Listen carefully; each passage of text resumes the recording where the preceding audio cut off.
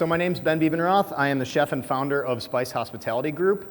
I have been doing this craft for a little over 20 years now. I started as a dishwasher in this business, actually, and one day I got put on the cook line because someone didn't show up for work, and I fell in love with the speed and the culture of the kitchen before I fell in love with cuisine. I grew up in Strongsville. My dad was a health teacher. My mom was a business and accounting teacher. They both taught at Parma City Schools. So I was always a healthy eater. I was always cooking a lot with my mom. And it wasn't until that moment when I got thrown online at a Rockneys in Kent, actually, while my wife was going to college. And I just fell in love with the business, like the pace of it. Everybody had tattoos. They were telling dirty jokes. I was like, yes, this is it. And I'm an ADHD kid, so I was not built for the classroom, but I realized once I got out of school that I actually kind of had superpowers in the kitchen because I could multitask really well. I could move really fast. I could take a lot of abuse. And turns out that's what makes a great chef. So I really enjoyed my rise through the ranks in multiple different kitchens, but it was sort of happenstance that I found myself in this industry.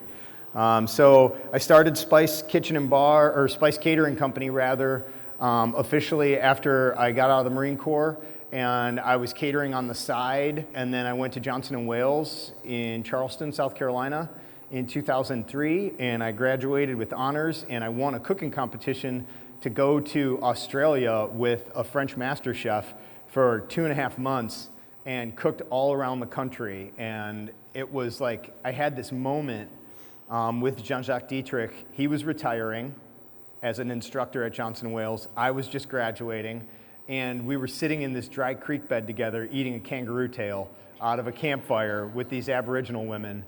And I had this like revelation of like, man, if there's this much food to eat in the desert in the middle of Australia, just imagine how much food there is in the forests in the Ohio River Valley. And that was when my wife and I decided, like, we're moving back home and we are going to make an impact in this region with culinary arts. So we did that. My grandparents passed away, and we bought their house and we built the catering kitchen in their basement, a little 800 square foot bungalow in Parma. And my chef, who was my roommate in culinary school, moved up to Cleveland and lived in our attic. And we literally turned the garage into the warehouse, and we ran that business for a year. And then I partnered up with Marigold Catering Company. And so they were like my box lunch default, and I was like their organic upsell.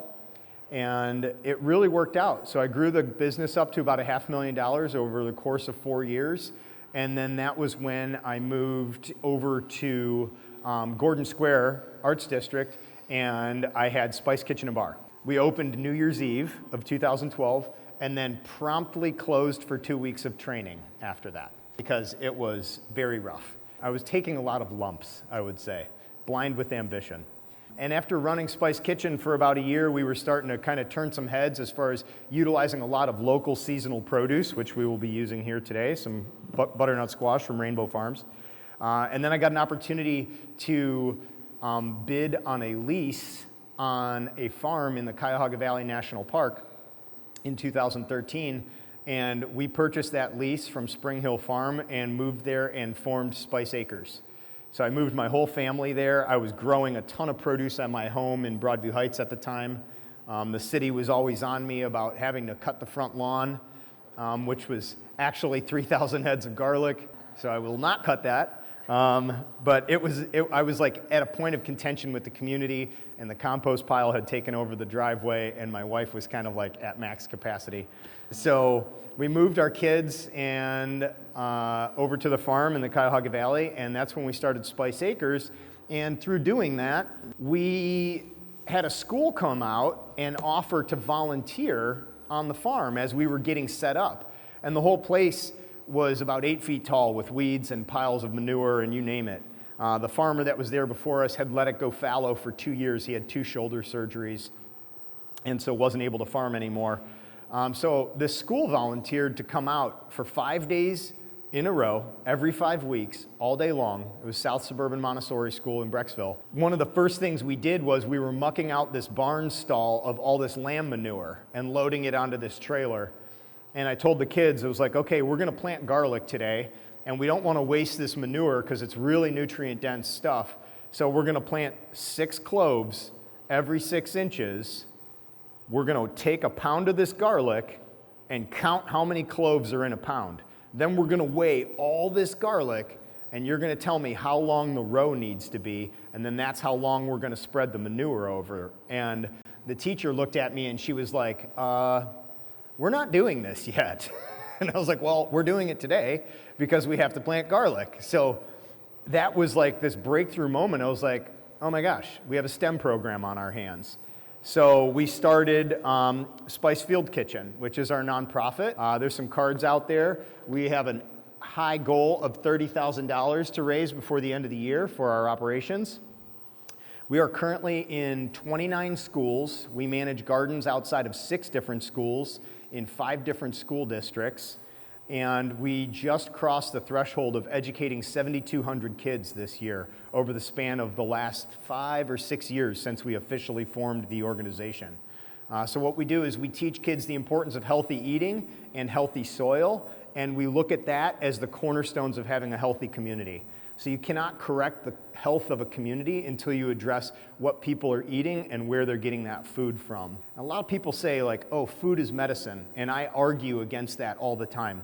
Food is absolutely not medicine. This is food, and if you sit it right here on this counter and wait for it to cure someone of an ailment, it will never do that. So choice is actually medicine. And in order to make a better choice, you need to be educated, you need to have access to the ingredients, and you need to have the confidence and the wherewithal to actually do that.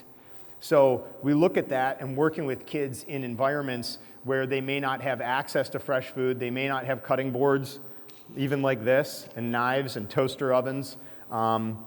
It's a tall order to encourage kids from a marginalized community to eat healthier when, number one, they don't see anybody else eating like that. Number 2, they don't know where to get that stuff. And number 3, they don't know how to do it.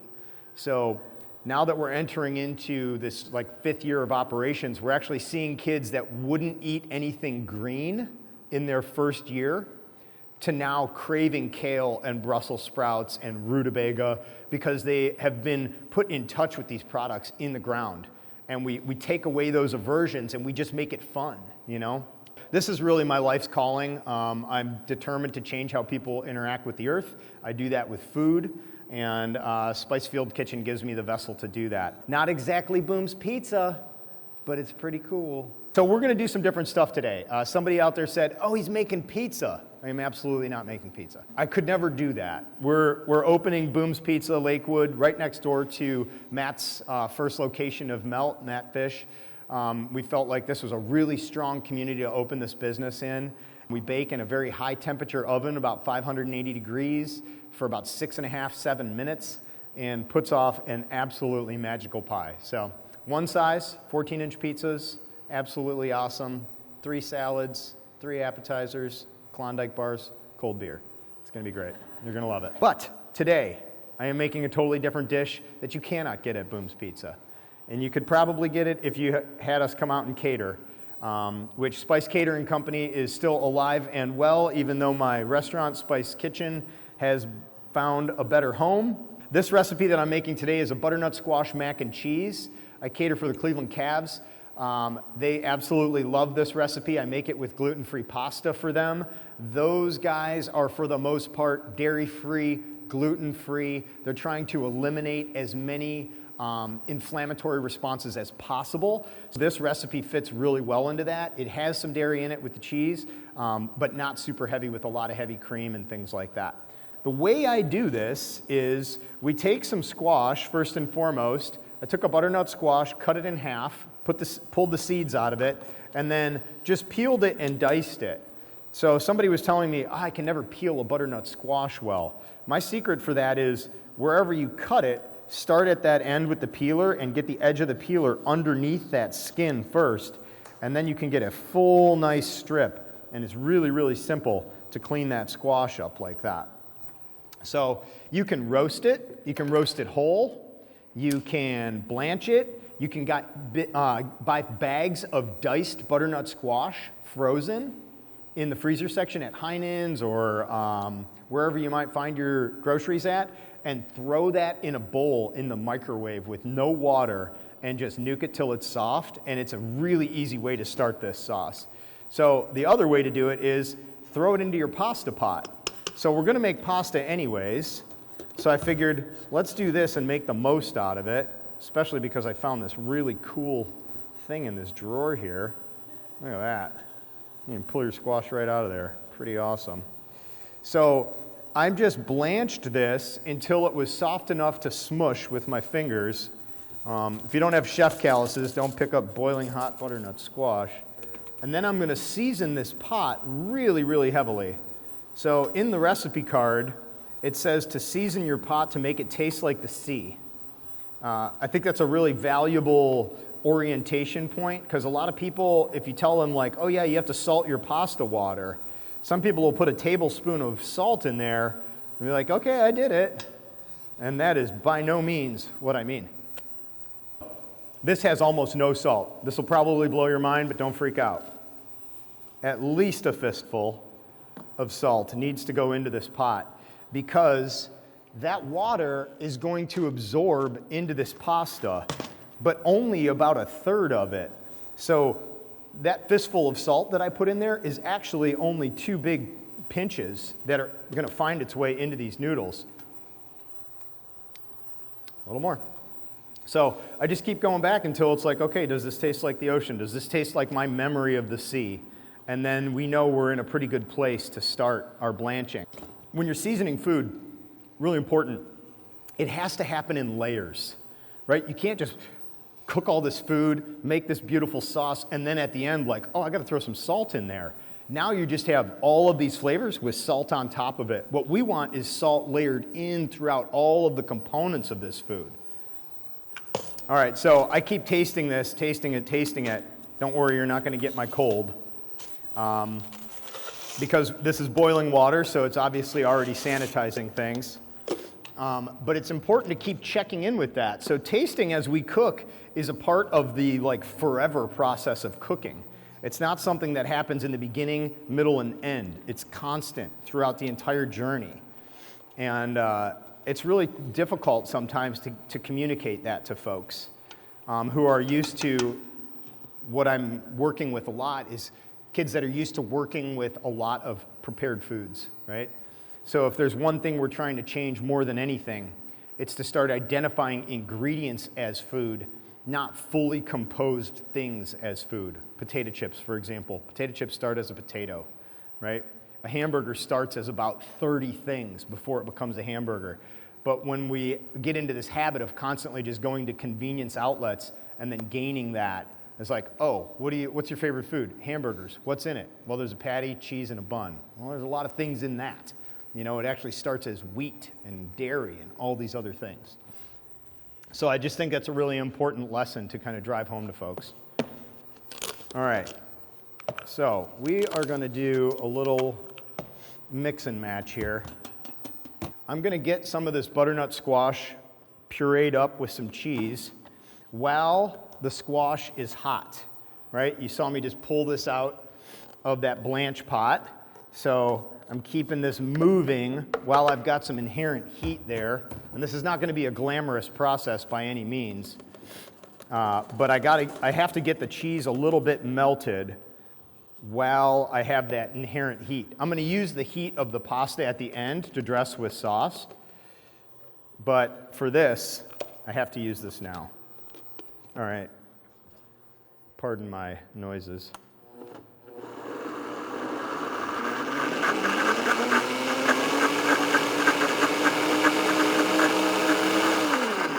Okay. So this is the science of cooking, people. So what I'm really doing here is I'm tempering this cheese. You guys have heard of tempered chocolate, right? It's basically when you're heating something that has fat and solids and a little bit of moisture in it, but you don't want those things to come apart, trying to keep them together.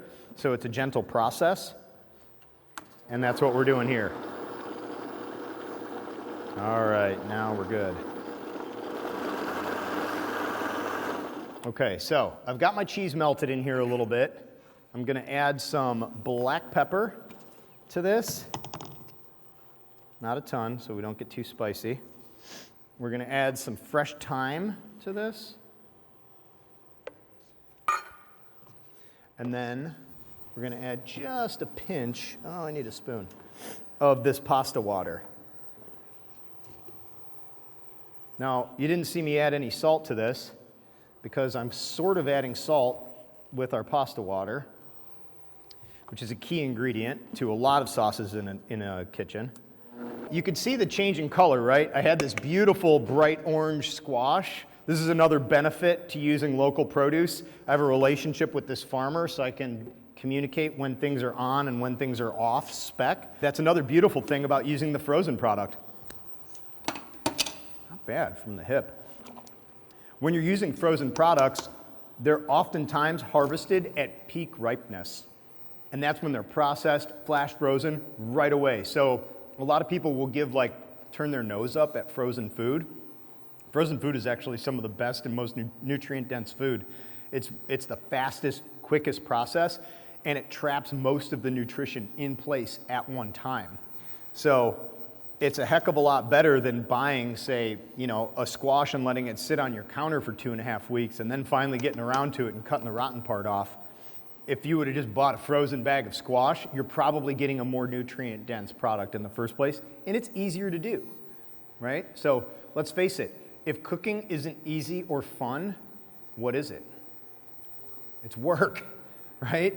And if you work all day and then come home and have 3 kids to feed or whatever, man, the last thing you need is a whole nother chore list in front of you. So I really try to convince people, don't make it so complicated. So if we can make this doable and more easy, we're more likely to replicate it, That's the simple part of it. All right, our pasta's rolling pretty good here. Probably got another 10 minutes. I don't have a full rolling boil. I feel like I did in the beginning, but because I had that squash in there and this thing, so let's talk about power for a second. Let's talk about calories and energy. This is actually a good segue. Calories are just a measure of energy, right? This thing is transmitting energy into this pot of water. It's absorbing energy, and then I'm throwing noodles in there, right? And it has to absorb that stuff. Well, this is a very dense piece of metal, sort of. I pulled that out of there with all that squash. Out comes all this heat, right? Now there's a little bit of a vacancy of heat in there. I start doing this, and then I throw in room temperature pasta, so that brings the temperature down significantly. This is a big part of what grilling, sautéing, crowding the pan. So we think about this, we talk about this a lot with the kids we work with, is thinking about food through the lens of science and physics. This is why cooking is STEM activity, right? Science, technology, engineering, and math. This is what we're doing. We're solving problems in real time. So when we think about that, we can give kids an idea of how much pasta do you think you could cook in this pot? And they're like, oh, I don't know, 5 pounds? Come on, man, this thing doesn't even weigh 5 pounds. How's that even possible? You know what I mean? Really start to think about what is possible with this. Another way of thinking about that, we talk about when we're getting a good sear on a piece of protein, for example. You cannot do that. I got a saute pan here. I had a saute pan here. There is one. Wait for it. Wait for it. I swear, by the 5th demo, they're going to have this thing figured out. It's going to be great TV. So you got a saute pan here, right? I got some butter. Pretend this butter is a piece of fish. Boom. I have a piece of fish in the middle of this pan. All of this pan is 400 and 500 degrees. Now I have this one piece of fish in the middle of it that's sizzling in fat. I'm going to get a beautiful crust on that. As soon as I have 3 pieces of fish in there, how beautiful is that crust? Significantly less, right? You've diluted the heat transfer of energy basically 30% in each direction. So now this is 40 degrees, and this is 40 degrees, and this is 40 degrees. Now this pan is fighting to be 280 degrees instead of 450 degrees to really create that, right? Because when that fish is searing, or chicken breast, or whatever it is in this pan, it's actually sort of hovering on a layer of steam and fat. that's like not super in contact with that pan. So when people are like, man, it always sticks to the grill, it's no longer hovering, dude. It is now, whoop, there's no more steam, there's no more heat energy transfer. Now it's just lazily sitting there on that surface, fighting to get back up to temperature. And what does that do? It actually welds that protein to that pan, and now it's like tearing chicken off of the grill. I know we've all seen this at Memorial Day cookouts and whatnot. That's a real thing of just people in that situation have not approached cooking from a scientific perspective yet. And that's, for me, that's the most fun of this job, is like really engineering solutions to problems. It's not just flavor. Flavor is easy, in my opinion. Fundamental cooking techniques, that's the part where you really got to drill down into it. One more segue while I wait for these noodles, because clearly they are not done yet. Oh, but we're getting close. Okay, great question. We're bringing this down a little bit more regional, so we're using Adams Reserve cheddar, right here from Great Lakes Cheese. We use a white American from Great Lakes Cheese because we need that emulsification property to keep the sauce together, and then a little bit of Gruyere, and that's where we get that funk, right? We need that funkiness because that's what kind of rounds out the mac and cheese. And I have killed enough time, the pasta is ready. All right, so pasta's ready. I got a little bit of bounce to it, right? A lot of times when people are cooking spaghetti, they're like, oh, throw it to the wall, see if it sticks. Yes, that is a true technique, but what I really look for, especially with this rotini, is does it have bounce? And it does. So then we taste it with a tooth, and it should break a little nicely, but have a little bit of bounce to it as well. And we're in there. So here's what we're gonna do. We're gonna reserve the heat of this pot.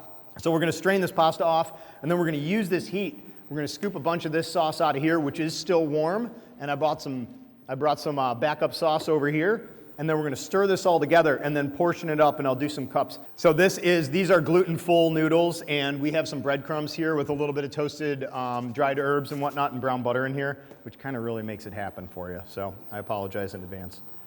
All right, let's do this. Oh, she's yelling at me.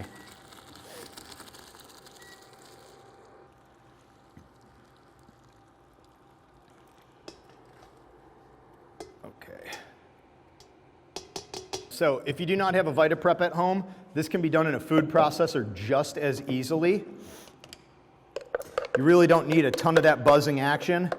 What you really need more than anything is consistency. So you've got to get it to a fairly thick paste in the blender or in your food processor, because once again, as soon as you heat that up again, even more, right, going over these hot noodles, your viscosity changes significantly, and we need this to cling to our pasta. Okay, all right, and we'll grab a little bit of our backup sauce here.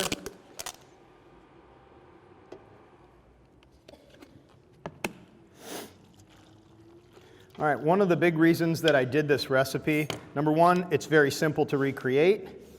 Number two, when we do this for kids, I'm getting almost a full portion of vegetables in each portion of pasta. So one of the biggest issues that we're dealing with kids with like early onset diabetes, fatty liver disease, hypertension in teen years is because the majority of the diet is fat, sugar, and salt. Okay, that's called the bliss point. Food manufacturers know about this. They know it's very highly addictive. So if you have, let's just call it Pop-Tarts and a soda for breakfast or a high C or something like that, by 10:30, you are an unbearable animal because you are on the glucose coaster. Now you're crashing. Your blood sugar is going down. So I firmly believe that there are people in jail right now because they had a bad breakfast. So imagine being from a marginalized community. Imagine getting pulled over when you're late to work and you had a bad breakfast, and now you start going off about it, right? I know that has happened because I've seen it in high school kids. I've seen it in junior high kids where you just got to pull them aside. It's like, dude, what's going on, man? Blah, blah, blah, this, that, this, you don't understand. Okay. What do we have for breakfast this morning? And then you start to unravel it, right? Now we can peel the onion together and really have a constructive conversation. That conversation is not always welcome when we don't feel like we belong. So that's really our biggest first opportunity with Spice Field Kitchen is create a sense of belonging, make it an environment that it's cool and fun to learn. Throw ourselves under the bus a little bit, you know? And nobody likes to be told what to do, but everyone likes to be asked, what would you love to do? You know what I mean? And then all of a sudden we can start building that bridge with people. All right, I'm gonna start portioning this up here. We're gonna top it off with a little bit of these toasted breadcrumbs with fresh herbs. It's kind of the secret sauce there. How did we make them? We take panko breadcrumbs, toast them in the oven at about 325 degrees until you get a little golden brown edge to them, and then take them and toss them with fresh thyme and chopped up parsley and let that moisture kind of come off of them while they're hot. And that's about it. A little bit of onion powder. There you go. What's the deal with panko? Man, all I can tell you is it's a larger size breadcrumb.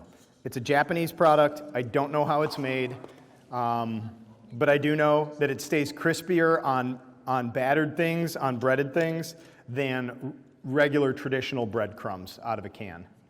3 questions, super simple. A pound of butternut squash is about this much. The batch that I made in this blender was about the size of the recipe batch. If you bought a bag of diced frozen butternut squash, it is a pound. Almost always, it's 16 ounces. So that's a pound. Why would you use unsalted butter instead of salted butter? Yes, I threw a ton of salt in here, but then I was adding a little bit of salted pasta water into my sauce to get it to move in the blender. I can't pull salt out of this, right? So if I threw this butter into there, it's in there. And the salinity of butter, the saltiness of butter, is way more intense, right? They're using a very high sodium salt than this kosher salt, right? This kosher salt, sodium chloride, even the difference of salinity of this is diamond crystal salt versus Morton's kosher salt, totally different salts. You taste them next to each other, like, wow, that one's salty, and this one's less salty. So we always use unsalted butter because we can always add salt, but we can never remove it. So that's why. And dried sage or fresh sage, yes, you can use the stuff in the jar, but you won't get that personal satisfaction of walking out into your herb garden that you're going to plant in the spring and clipping your own sage, right? And that is another thing. Man, if you want to get better at cooking, plant an herb garden as close to your kitchen door as possible. The closer to your kitchen door, the more frequently you'll use it. You'll find yourself putting your raincoat on and going out and grabbing a little bit of time. And just that activity of the connection to the earth is like, that's the sacred part of cooking. Yeah, thank you all. It was a pleasure to be here. Thank you. Thank you all. Be well.